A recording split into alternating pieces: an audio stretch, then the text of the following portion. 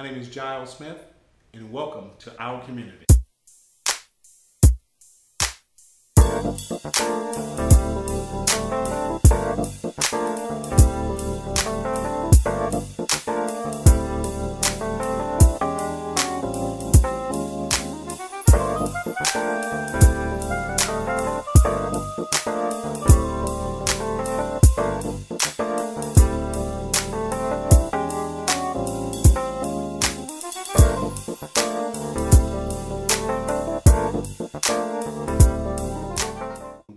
Let's start off with the first question, sir. Okay. And I want to thank you again for coming on our show.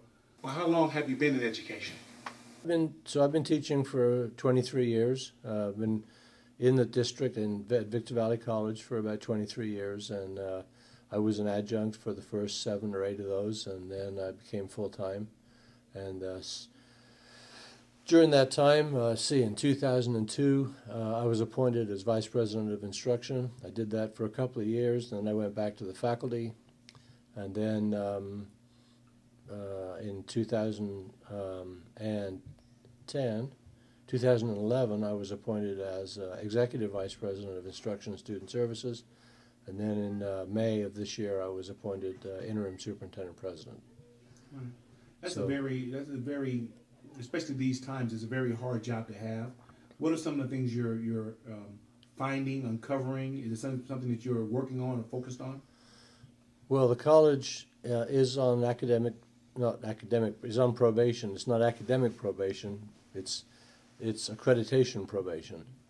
The college is on accreditation probation, which essentially means that we have a few things we have to do in order to get our house in order.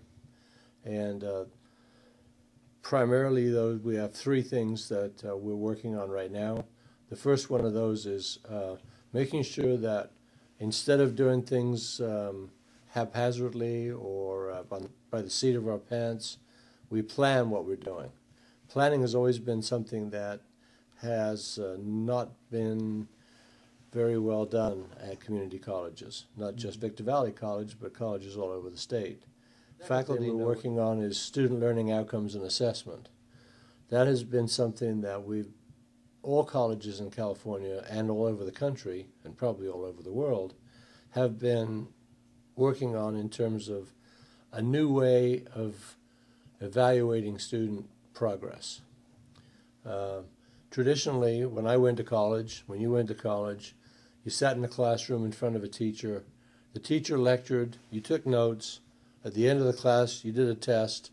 If you passed the test, you got an A, B, or a C. Right. You moved on to the next class. What they want us to do now is develop student learning outcomes. What can we expect that the student's going to be able to do as a result of taking that class? And they want us to assess those student learning outcomes and use the assessment to make changes in the way we teach. And I'm actually a firm believer in this.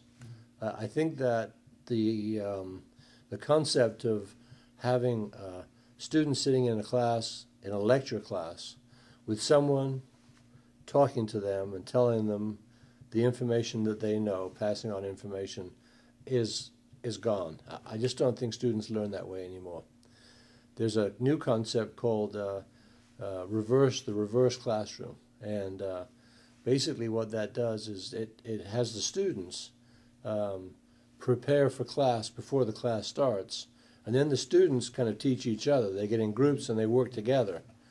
And I think it's been commonly known for a long time that the best way to learn is to teach. And so if you can get students to assimilate the information and put it in a way that other students can understand it, and then turn around and discuss it in a group in the classroom, students will get a lot more out of it than they would have done otherwise. So why do you think education is so important? Well, I just happened to go to a High Desert Opportunity Conference where a gentleman who was, a financial economic advisor to several presidents spoke, and he talked about the unemployment rate. The national unemployment rate is still above 7%. It's above 9% in most of California, and it's above 10% in the high desert. Why is the unemployment rate so high? There are a number of reasons.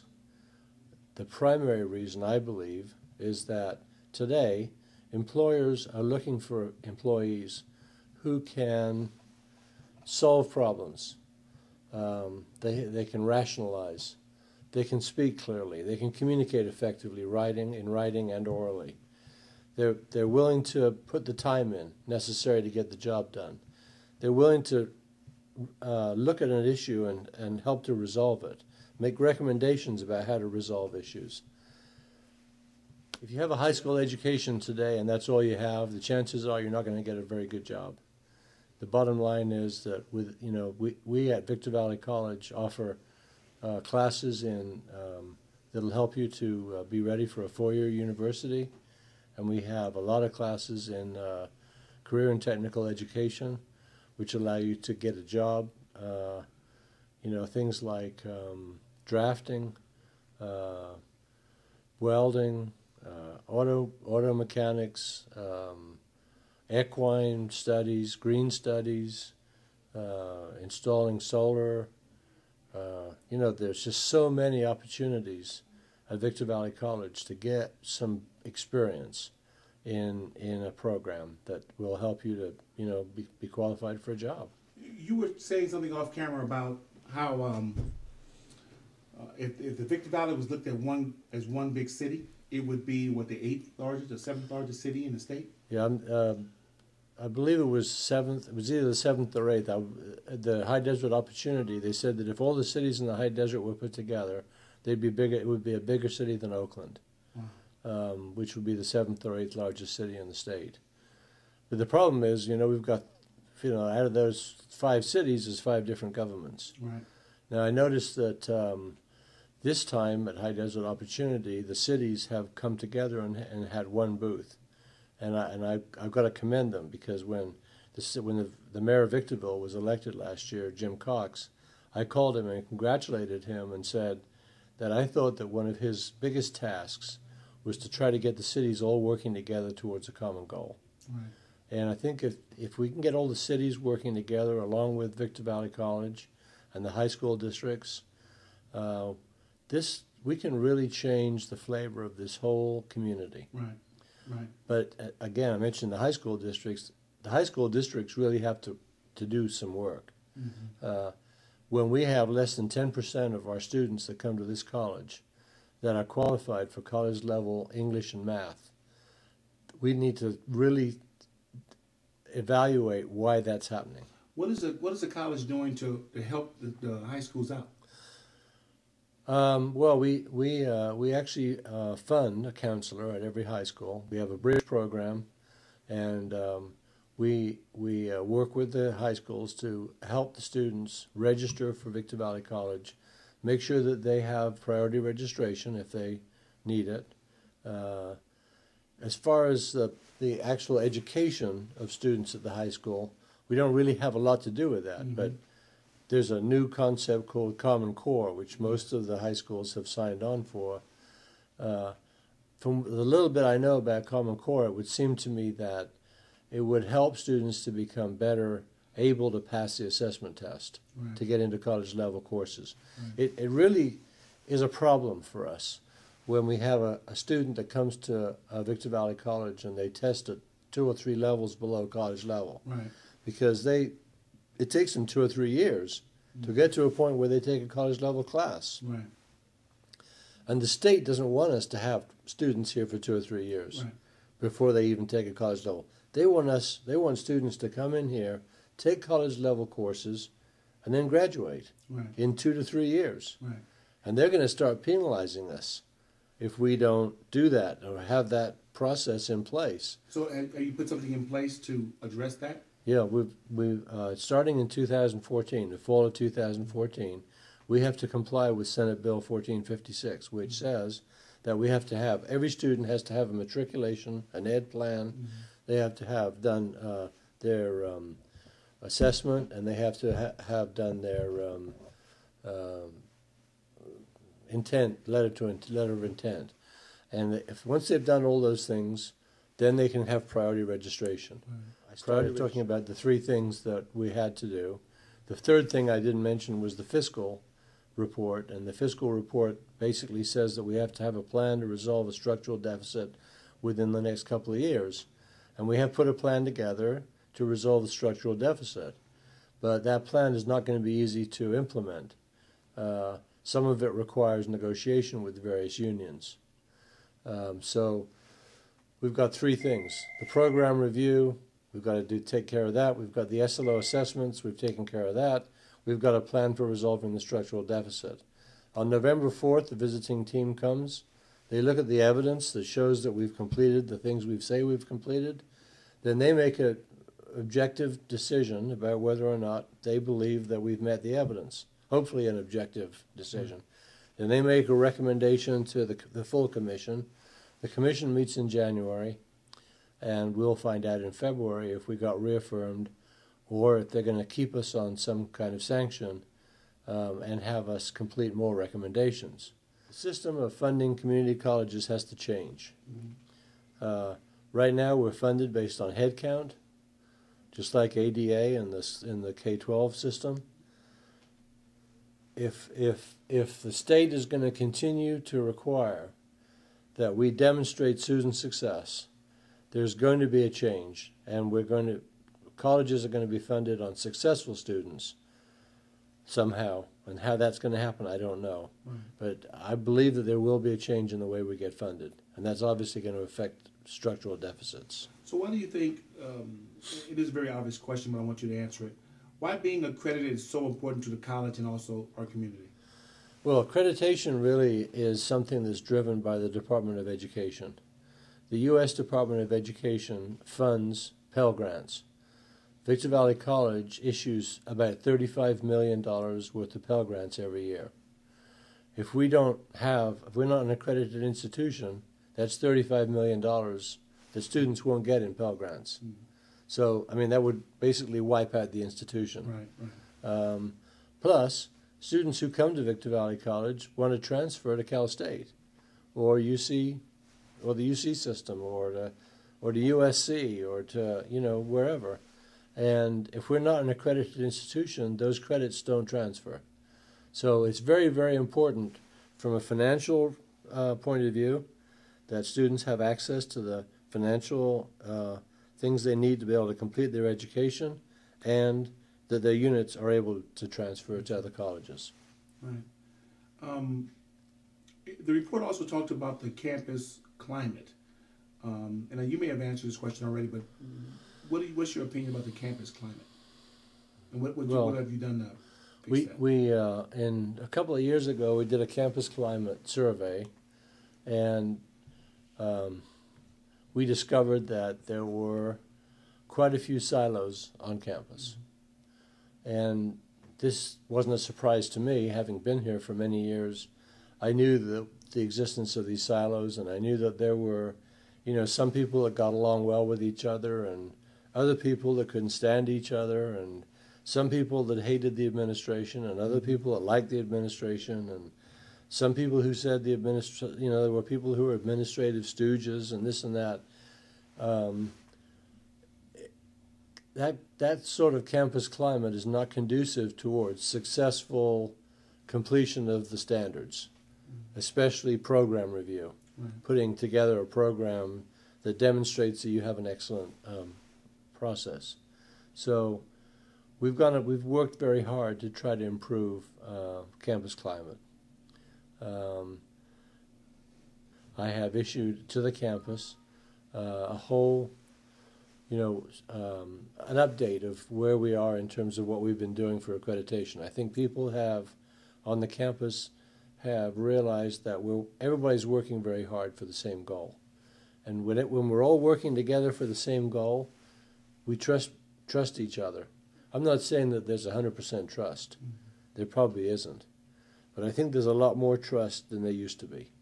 And I think if you go out now and ask people, how do you feel about the administration, or how do you feel about another program, or how do you feel about your dean, I think you'll get a much more positive response than you would have got a couple of years ago. Let's talk a little bit more about the almost 12,000 students. What is it, 11,626 or so students? that are here now, what are some of the focuses that the college has, or at least the plans for them to move forward? Well, as I said, we're looking at every program because we're now going through program review for every program. Every program has to do a review every non-instructional program does a review every year. During the course of that program review, they request human resources, financial resources, physical resources, and those resources obviously are used to support student needs. Instructional programs have a 3-year process, a 3-year rotating process. So we're looking at those programs to determine which are the best ones for students. We know that English and math are critical. Students need English and math. That's part of every core curriculum. But we know that not every student wants to transfer to a university. Right. Some students want to just get a skill. Mm-hmm. And so we're focusing on, I just had a meeting with our fire department people. Mm-hmm. You know, we're focusing on getting people trained so they can become firefighters. We have a very successful paramedic program. Students can come and learn everything they need to know about being a paramedic, and they get jobs. Every student who's gone through our paramedic program has gotten a job as a paramedic. And we're following up. When a student goes through one of our technical education programs and they go out and get a job, we're following up to make sure that they have a job in the field. We don't want students to come here, spend 2 years getting a certificate or a degree, and then going to work at McDonald's. Right. Because that doesn't fulfill what we're here for. That's not our mission. Right. Our mission is to help students become prepared so that they can get either a job or transfer. Well, that brings me to a question that some of the community had about the perception of Victor Valley College. The perception to some people was that people would apply for the college, get the grant, the class would be full, the second week of school or so, 80% of them are gone. That's the perception. There is and there is some reality to that. We used to have student loans, and unfortunately our default rate, along with almost every other college in this region, their default rate got close to 30%, and the federal government said, we can't offer federally insured student loans if we get above 30% default rate. So we had to stop student loans. Right. We were having students coming in, getting their loan, coming into class for one meeting, and then taking their loan and leaving. And then we never see them again. Right. And that contributed to the default. So we stopped the student loans. So we don't offer student loans through the college anymore. You can still get a student loan if you go to the bank or a private lender. As far as Pell Grants are concerned, they get those in stages. So a person can get a part of a Pell Grant, right, and then they can just bail out of the class. But when they try to come back, they can't get any more Pell Grants. Okay. Because a Pell Grant has 2 major criteria. Number one, you have to have completed 80% of the courses that you've taken, and you have to have at least a 2.0 GPA. And just about all of the complaints we get about people who can't get Pell Grants are from students who have taken 10 courses and got 8 Fs, or Ws, withdrawals. So there is an incident of that. There are people that sign up for class, get their money, and then, leave. But I think it's not as prevalent as it used to be. Right. And there's no way for the college to keep that money into a certain bank account? It's not our money. So is there. The college doesn't have any money. The money comes from the federal government. I mean the first loan we talked about. Oh, the loan? Yeah, that you did have before. Oh, well, that was also federal money. That wasn't our money. Okay, so that was federal. That's why we had to stop the program, because the federal government told us that if we didn't start collecting some of this money, the problem with federal student loans is that we don't have any say about qualifying a person for a loan. Anybody who walks in the door can get one of those loans. Right. They can have the worst credit record in history. They can have a bankruptcy on their record. They can have a record of never paying their bills, and yet they can still get a student loan from the college. Right. They get the loan, They go right away and pay off their car or do something with it. Right. They have no money left to buy books. Right. So they can't buy a book. They get in the class with no book. They can't pass the class. Right. Okay. And so that's why. And it's, you know, it's not our money. It's the federal government's money. And the federal government dictates the criteria. Right. And so again, that's another rabbit hole that we, as citizens, end up paying for with the best intentions in the world. Right. Exactly. Okay. So let's talk about the state of education. This last couple of questions, and thank you again for allowing us to interview you. No problem. But the state of education, the overall state for our county, our cities up here, as well as the state, country. Your opinion. The speaker today at High Desert Opportunity said that you know, the state of education in this country, when you're looking at if you look at the London Olympics or the Vancouver Olympics, you'll see that our kids today, our high school students, are great at sports. But when you have an academic Olympic, we're tied with Bosnia. I mean, it's like the state of STEM education in this country is very poor. Students are not learning math. They're not taking basic math classes. If they are taking basic math classes, they're forgetting it by the time they come to college. We need to focus more on helping students get educated in areas that will lead to jobs. You know, when I was going to college, there were a lot of people who had got liberal arts degrees, and even then, the question was, what do you do with a liberal arts degree? Well, there are clearly things you can do. I mean, you can go into teaching, but you have, nowadays, if you don't have a master's degree, you're probably not going to get a job in teaching, even in the high school K-12 system. You know, there are still brilliant kids today. Every time I see the kids shows on Jeopardy, right, I just sit there and go, man, it's just amazing. It amazes me how smart kids are. There are a lot of smart kids out there. But for every smart kid, there's 10 that needs remedial work. Right. And those 10 are the ones that we need to work with. We've got to make sure that those 10 have at least an opportunity to get an education. I mean, I'm a good example of a person who was not a good high school student. I had attention deficit disorder in high school before it was diagnosed back in the 50s. Right. I couldn't focus on things very long in class. I couldn't do my homework. You know, I was a pretty poor student. I waited until I was in my 20s before I went to college.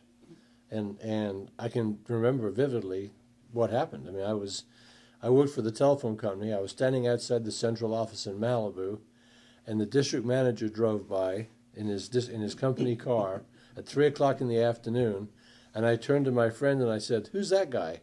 And they said, "Well, that's the district manager." I said, "Well, how do I get to be one of those?" The guy says, "Well, you have to have a college degree."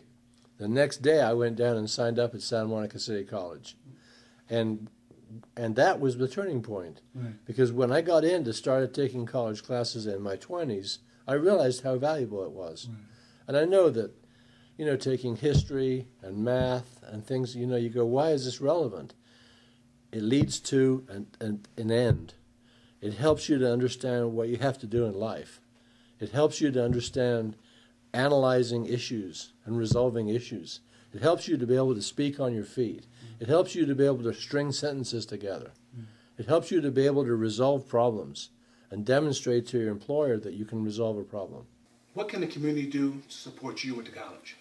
Okay, two things. I think the first thing is to make sure that everybody understands in this community Victor Valley College is an accredited institution. When students come here, they can get Pell Grants, and their units transfer to four-year schools. So students have to understand that this is an accredited institution. It will remain accredited until the accrediting commission tells us we're no longer accredited. I don't see that happening anytime in the near future. Second thing, let everybody in the community know what a great place Victor Valley College is to come to school. It's the least expensive alternative, and we provide a great education. We provide an education for people who want to get a job. We provide an education for people who want to transfer to four-year college. I'm a product of community college, and most of the people that work here are a product of community college. We demonstrate that going to community college is a valuable experience. And I think that people in the community need to understand that this Victor Valley College is the place. This is where you can get your start. And if you weren't a very good high school student like me, come to community college. We take every single person that's over 18 years of age. You don't have to have a college, you don't have to have a high school diploma, you don't even have to have been to high school. We will find a place for you at the college. Thank you very much. Thank you. You're very welcome.